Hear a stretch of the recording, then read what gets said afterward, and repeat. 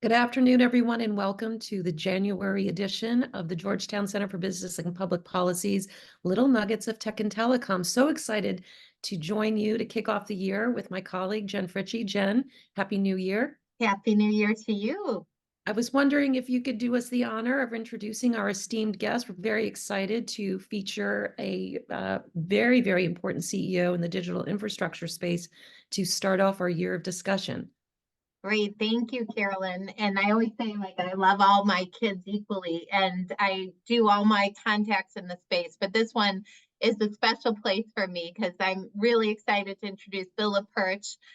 Bill has been a CEO I've dealt with. He's a board member I deal with in work, but most importantly, he's a friend and mentor. So, Bill, thank you for joining us. We're really excited for you to be here. Well, Jennifer, you said it. We're friends, and I'll do anything for a friend. Thank you. So, Bill, I mean, you touch each space or silo of what I used to call the digital infrastructure stool, but a stool typically has 3 legs, and I feel like digital infrastructure has so many more. If we talk about fiber, data centers, small cell, fiber to the home, the list goes on. I'm kind of going to ask you maybe to start to pick your favorite child here and maybe talk about what in your many different capacities, which maybe you could also speak to, what do you see as most interesting? Well, Jen, that's a hard question actually to start off with because like children, I like them all. I think that there's fun and exciting stuff in each one of those segments, and you might get a different answer to my question every time you ask. But listen, right now, top of mind for me are the data centers. The data centers are hot right now. They were getting a little bit cooled off last year in terms of growth and opportunity. But this thing that people may have heard of called AI jumped in, and now. I don't know if anyone is quite certain how much additional demand AI is going to cause throughout the whole digital infrastructure, but the general answer is a lot. I mean, just to give some numbers, data centers, for instance, have had a good couple of years over the past couple of years. And now people are thinking there could be anywhere from 3 to 5 times that demand for the coming years. It's mind-boggling. It presents a lot of interesting questions about digital infrastructure and where it's going. But those are the realities of today in the data center world. But as I said, I love all my children equally. The fiber world, guess what? Data center is the real estate piece of digital infrastructure. Fiber is the transport piece. How do you get from data center to data center? How do you get from data center to data user? All those things require one of my favorite topics, which is fiber. And the need for fiber is both for the consumer and for the business is ever present and growing. So that's a fun area as well. Towers. I'm sorry. Go ahead, Carolyn. No, go ahead. Go ahead. And just go, round it out with the towers. I mean, the towers, people look at towers as sort of a place where just cellular traffic is coming from. But are towers really future edge data centers? How do the tower guys really monetize things besides cellular traffic on their towers? So all fun stuff to think about and look at in the digital infrastructure world. So probably not one answer to your question, but the digital infrastructure in general is a great place to be right now. So I'm based in DC. I know both of you are quite jealous, but very often inside the Beltway, our regulators and legislators sometimes don't connect the dots as a general matter, and sometimes they connect the wrong dots. So here's what I wanted to pose the following, which is, because I do live in Northern Virginia, we hear a lot about data centers. I drive past a lot of the development on the Dulles Greenway. And what hit, and from one of your colleagues, Jen, there was a piece, I guess it was last year, maybe a year and a half ago, that was based on some interviews and some on-site discussion with the data center guys that were down here in Northern Virginia. I think Wells Fargo Research had done a tour and some meetings. And it appears that Loudoun County had not spent enough money on the transmission lines to get the electricity from the generating power generation stations over to where these data centers were being built. And given that the data centers have a 20 to 25-year lead time between when they have to get their permission to locate and build versus when they're actually able to build, curious where you see the utility infrastructure, the electric utility infrastructure. How does that play into the growth prospects for your data centers? So you probably hit the number one discussed topic in the data center world right now, which is the amount of power necessary to make these data centers go. You could find lots of numbers and statistics about it, but the one that sticks with me is that in 2 or 3 years, data centers will be consuming 22% of all the power consumed in the United States. Think about that implication. Now, the power issue in Northern Virginia is well known to people in the industry. I'm not going to place blame on Dominion or any of the power companies. The amount of data centers that have been built there, both by commercial data center providers as well as private data centers such as Amazon and Google and Facebook, it's been well in excess of what anyone could have reasonably planned. Mhm. So, they have been in a catch-up mode for quite some time. There is an argument by many smart people that wonder if we maybe have too much in Northern Virginia. I mean, have we concentrated too much of our data center infrastructure in one place? And is that smart from a security point of view? Is it smart from a redundancy point of view? In the United States, besides Northern Virginia, there's Atlanta, there's Dallas, there's San Jose, there's Chicago as other kind of major data center areas. But clearly, the Northern Virginia area is head and shoulders above everybody else. People say that some like 80% of all internet traffic, not in the United States, but in the world, goes through Northern Virginia. So clearly, the data center infrastructure there is huge and growing, and has presented this power problem that, by the way, that demand generator that I talked about before, AI, is just going to exacerbate.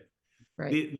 Because AI essentially is a computer running very hot, using lots of power to constantly learn and generate this AI inferences that the world needs. But it's a power hog, and the use and availability of power is top of mind for everybody in the data center industry, and it's an issue that we have to deal with. But by the way, as much as you think it's an issue here in the United States, go over and look in Europe. There are countries in Europe that presently don't allow data centers to be built because their power grid just can't support it. So it's something the world is going to have to deal with.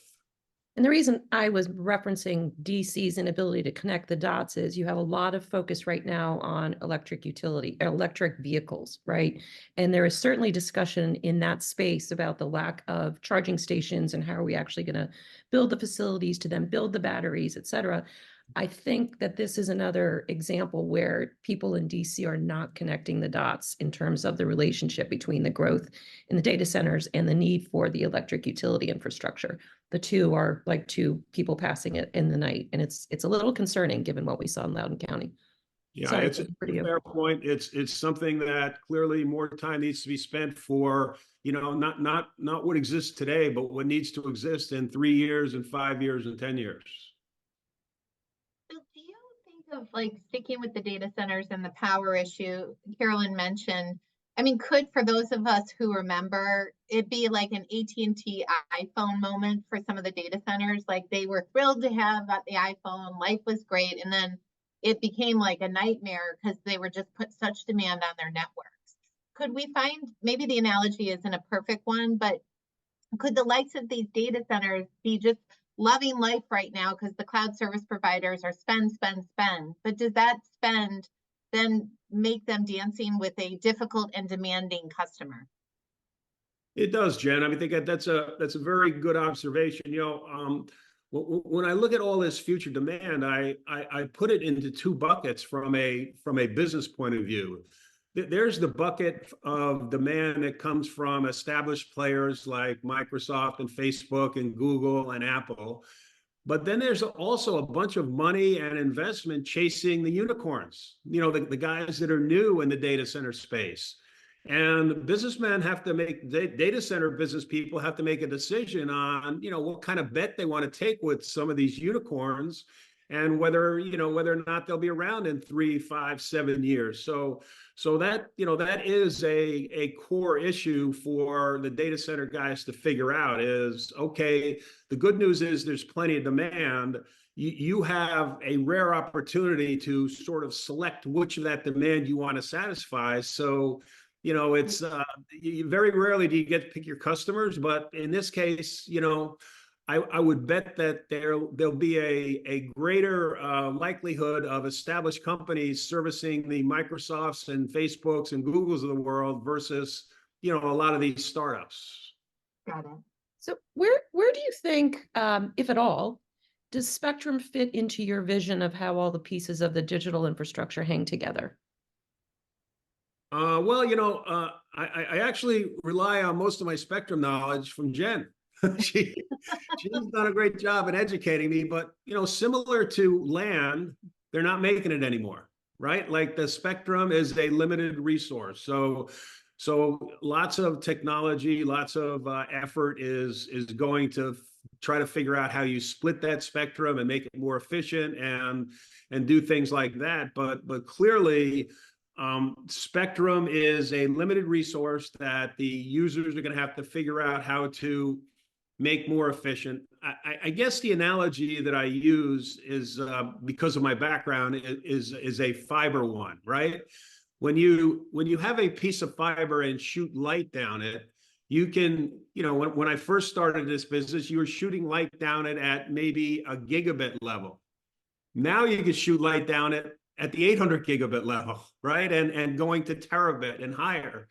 Same thing with the spectrum. It's a limited resource, but lots of effort needs to go into efficiently splitting that spectrum so that it could be put to good use.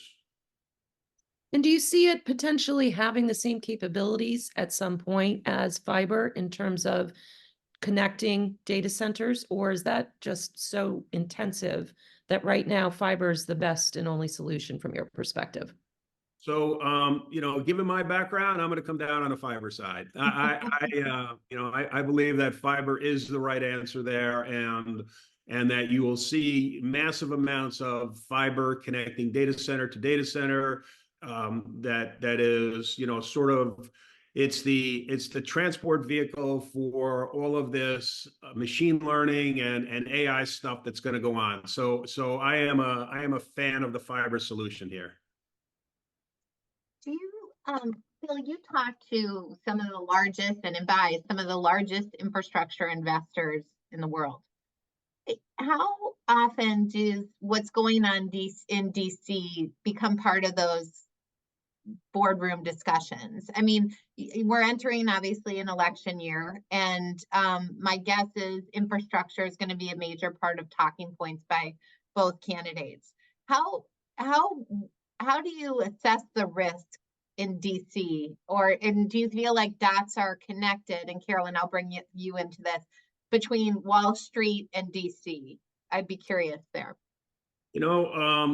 It's a complicated question, Jen. I think when you look at what government and DC can provide, essentially they've told the United States and America that broadband access is a right for all people, and it's a utility that everybody should have. And they've put literally billions of dollars, already towards that effort. And over the next couple of years, they've designated an additional $42 billion to get this broadband to literally every part of America. So that, that incentive from a money perspective is there.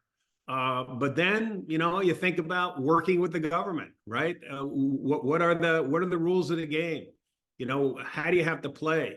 One of the things that is, top of mind right now with all this funding is the federal government isn't doing this. They're actually letting the states handle this. But Maine and Virginia recently said, yeah, you could use the federal government money to build networks. But by the way, we only want you to charge the user $30 a month. Mhm. The average ARPU, or revenue per unit, for a consumer is somewhere in the neighborhood of $60 to $70 a month. There are people that think that the business case for building to all of these rural areas isn't that great anyway. If you cut the revenue in half, it extends a long payback period to almost an infinite payback period. Carolyn, do you feel like there's an understanding of that in the circles you speak to, or? Like many things in DC, yes and no. There's a lot of cognitive dissonance. Very, very smart economists, in the administration, and they recognize this. That on one hand, the federal government's giving out money, but on the other hand, they're putting so many conditions on it that for some companies, it's just not going to be attractive to take that, in which case there may not be build in areas that it's not economic to build to. Yet at the same time, the administration is embracing this idea that, yes, they are fully behind closing the digital divide and building out to every place where, there might just be one or two people. So the policies are in tension, and then you pile on, the Biden administration funded the cost of, essentially the service, right? So the adoption piece of it, but that money is due to expire. And so therefore we're back at the, God, many decades old question, which is, how do you continue to have a sustainable source of funding for those very difficult to reach, very, very expensive areas to build in, as well as how do you subsidize folks to be online who can't otherwise afford it because they're well below the federal poverty line? And those tensions, and then you add in the states, are just not aligned. A lot of people with really good ideas and a lot of good intentions, but, as with everything else in DC, it can also go sideways. So I think there's a big question mark as to how successful this current effort is going to be. And don't forget, under the Obama administration, we still have ARPA money that's circling through the system, right? I mean, the Biden administration are not the only ones to have written really, really large checks into this space. That's well said. I mean, as I looked into it, the amount of money and funding available for broadband is not the issue. There's money and funding everywhere. The efficient use of that funding and the ability to execute on doing what they say they're going to do, to me, are the long poles in the tent. And one of, like, this is going to sound like I just told you what a fiber guy was, and big fan of fiber, but the reality is, in some of these rural areas, fiber is not the answer. There are other technologies that can get out there, whether it be satellite or wireless or whatever. And we're pushing fiber, so far out into the rural areas that there will never be a payback for these networks that are being built, when there's other technologies available that could probably do it better. And then I guess I just add, yeah, and there's markets like the one I'm sitting in north of Chicago, not even 15 miles, where there's really Comcast and no real competition. And that leads into another question, is like, what is cable's role? Do you think telecom has been fiber focused enough to start, really taking share from the cable guys? And then it becomes the question of, what does cable do? Yeah, Jen, I think so. It's a fascinating thing to watch. It took, in my view anyway, it took AT&T and Verizon far too long to realize that their core competency is network. Their ability to provide a good network is really what they bring to market. It's not buying entertainment networks, and it's not doing all these other crazy things. It's providing connectivity with fiber, and those guys are hell-bent doing it right now. That is their business that they're going after. The cable guys, who have had a great run, but unfortunately have a very large plant of non-fiber, of copper networks, are in a quandary. They've spent multi-billions of dollars putting this network in place. They have a technology called DOCSIS, which in their view can make copper almost like fiber, but I don't think they believe it, and I don't think the customers believe it. I think that fiber is the ultimate answer. And if you peel back the onion, you won't find cable companies putting any more copper in. Anywhere they're building new, they're putting fiber. Even cable companies like Altice have abandoned the copper mentality and said, yep, we're going to put all fiber in. Comcast and Charter just have too much copper to do that very quickly. So their DOCSIS strategy is in the forefront right now. Listen, they are big, powerful marketing engines. They can compete on scale, they can compete on price, and they'll be around for a long time doing it. But I think if you got these guys in a back room and asked them where they'd like their network to be in 5 years or 7 years, I think they'd all say fiber. Interesting. Okay. So if you were to look out, I think we're straying a teeny weeny bit away from digital infrastructure per se, but if you were to look out, 10 years from now, how do you see this market sorting itself out? And by this market, I mean the access market between the mobile providers, the fiber guys, cable, satellite. Do you think they're all around in 10 years at maybe slightly different market shares, or do you see one sector just sort of fading away? Curious what your thoughts are. For the past, I don't know, 5 or 10 years, we were all signed up for this bundle mentality, right? It was video, it was your internet connection, and it was your phone service, and that triple play was how people really competed. Today, that has switched, and video is less important. It's about your broadband connection and your mobile connection, and how you put those two things together. And you see the cable companies right now with mobile offerings. You see the phone companies with trying with a broadband emphasis. I think to answer your question specifically, over time, size and scale are going to matter. I think that in order to compete effectively, I guess somewhere back in my education, somebody told me about the rule of three, that when you're looking at something that gets monopolized or commoditized over time, the market will efficiently come down to 2 or 3 providers that could do it profitably at scale. I think if I looked out 10 years, digital infrastructure will be a utility, much like we treat utility, electric and water today, and it'll be managed by companies of scale. Mm-hmm. As you, I guess, in closing, Bill, as you look at your inevitable crystal ball question, it sounds like data centers are the most interesting now. I mean, I'm kind of with you, even though I love spectrum, I believe in fiber and the connective tissue nature of it. What has more legs to growth ahead of it? And putting fiber in a big bucket, fiber to data centers, fiber to towers, fiber to small cells, fiber to home. Is that the one that from a capital standpoint is going to require more, from a regulatory standpoint it's going to require more oversight? Where is the most attention going to be felt the next 5 to 10 years? Good question, Jen. I think that I don't know. I mean, I actually see a convergence of both, right? Because if you remember when you and I were talking, when I was a CEO of AboveNet, the fiber company, my business, I did a lot of business building fiber into data centers. Mm-hmm. Data centers buy their own fiber. Network companies don't sell fiber between data centers anymore. They sell fiber from data centers to enterprise locations. So the data center has realized, data centers when we were growing up were space, cooling, and power. Today, any data center operator you talk to will say that the fourth leg of that stool is connectivity.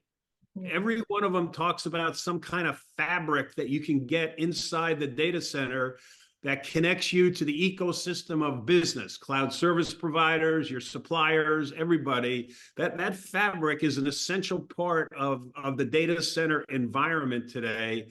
And it has, you see it in that most of the data center providers have gone out and bought most of the big carrier hotels. Yeah.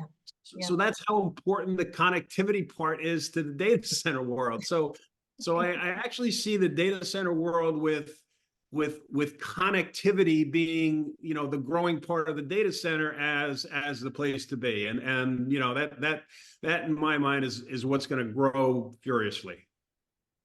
Interesting. Well said. I think that Carolyn, I'm not sure what else to ask. I think we've covered a I- lot of topics. No, I think this is fantastic. I'm nervously looking ahead to November in the elections and what sort of impact that will have on all of these sectors. Because I do think there will be some ramifications, as they say, elections have consequences. Either way, regardless of which way the election goes, I think there will be some impact in our space. But I guess we'll see exactly what that is come November. Keeps us all learning, right? When we're learning, I feel like we're doing better than when we get stale, and certainly there's nothing stale about this industry. Nope, not at all. Thank you very, very much for joining us.